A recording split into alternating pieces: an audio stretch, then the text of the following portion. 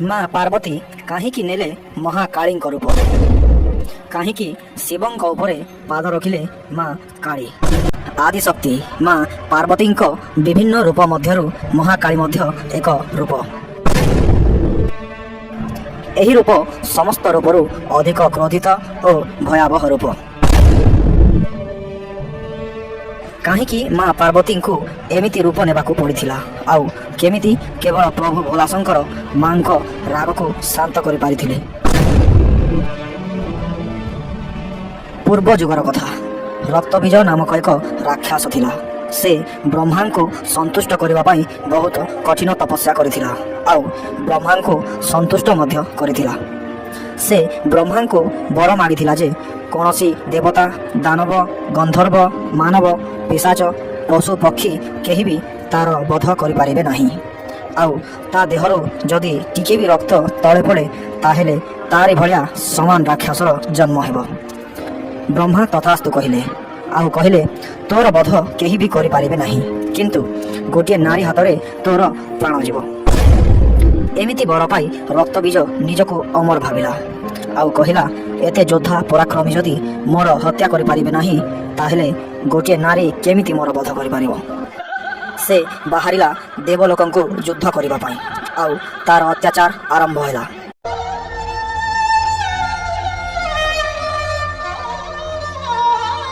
ବ୍ରହ୍ମାଙ୍କ ବର ଅନୁସାରେ କେହି ବି ତାକୁ ପରାସ୍ତ କରିପାରିଲେ ନାହିଁ। ସମସ୍ତେ ଭୟରେ ଦୌଡ଼ି ପଳାଇଲେ କୈଳାସ ପର୍ବତ ପାଖକୁ।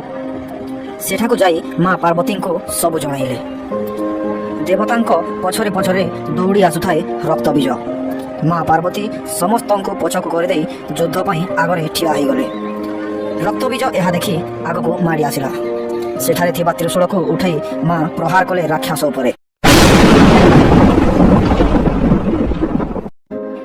କିନ୍ତୁ ଯେମିତି ତା ଦେହର ରକ୍ତ ତଳେ ପଡ଼ିବାରେ ଲାଗିଲା, ବ୍ରହ୍ମାଙ୍କ ବର ଅନୁସାରେ ଆହୁରି ରକ୍ତବୀଜର ଜନ୍ମ ହୁଏ ଆଉ ରାକ୍ଷସ ହସିବାରେ ଲାଗେ।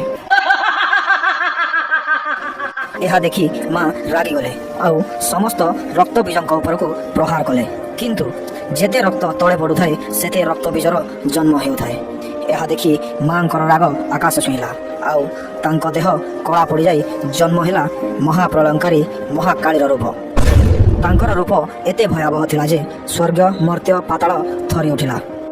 ତାଙ୍କରି ଗର୍ଜନରେ ଅଧା ଅସୁର ଭସ୍ମ ହୋଇଗଲେ। ଏହା ଦେଖି ରକ୍ତବୀଜ ମଧ୍ୟ ଡରିଯାଇ ପଳାଇବାରେ ଲାଗିଲା। କିନ୍ତୁ ମା ଆରମ୍ଭ କଲେ ତାଙ୍କର ସଂହାର ଲୀଳା।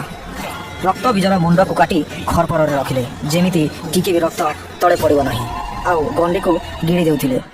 ଏମିତି ନିପାତ କରିଦେଲେ ରକ୍ତବୀଜକୁ। ସବୁ ରକ୍ତ ପିଇଗଲେ ମା କାଳୀ। ଦେବତାମାନେ ଏହା ଦେଖି ଖୁସି ହେଉଥିଲେ, କିନ୍ତୁ ତାଙ୍କର ଖୁସି ମଧ୍ୟ ଅଧିକ ସମୟ ରହିଲା ନାହିଁ। କାହିଁକି ନା ରକ୍ତବୀଜକୁ ମାରି ସାରିବା ପରେ ମଧ୍ୟ ମା କାଳୀଙ୍କ ରାଗ ଶାନ୍ତ ହୋଇନଥିଲା। ସେ ଆହୁରି ରାଗରେ କହିଲେ ମୋତେ ରକ୍ତ ଦରକାର ଆଉ ଆଗକୁ ବଢ଼ି ଚାଲିଲେ।